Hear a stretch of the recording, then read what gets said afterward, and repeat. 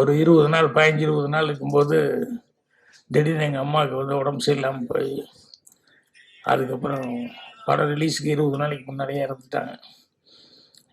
அது ரொம்ப மனசு கஷ்டமாக இருந்தது. ஆனால் கிழக்கு ஒன்றையில் அதுல எல்லாம் ஒர்க் பண்ணது அசிஸ்டன்ட் டைரக்டர் இருந்ததெல்லாம் எங்கள் அம்மாவுக்கு வந்து தெரியும். ஸோ புதிய வார்ப்புகளில் வந்து நான் நடித்து அவங்க பார்க்க முடியல. அதில் தான் ஒரு டயலாக் எழுதும்போது எழுதியிருப்பேன். இந்த பக்கத்து வீடு கூட்டிகிட்டு இருக்கும்போது பக்கத்தில் அந்த பூக்காரி கேரக்டர் ஒரு என்னவா தெரிய நீங்களே கூட்டிகிட்டு இருக்கீங்க, வீட்டில் சொல்லி ஒரு கல்யாணம் பண்ணி வச்சுட்டா உங்களுக்கு கொஞ்சம் சிரமம் இல்லாமல் சிரமம் குறையுமா. நான் கேஷுவலாக இல்லைங்க அம்மா அப்பா ஒருத்தர் இல்லை எல்லாம் போய் சேர்ந்துட்டாங்க அப்படின்ட்டு, அதனால் நான் தான் பண்ணிக்கணும் அப்படிங்கிற மாதிரி சொல்லி சொன்னேன்.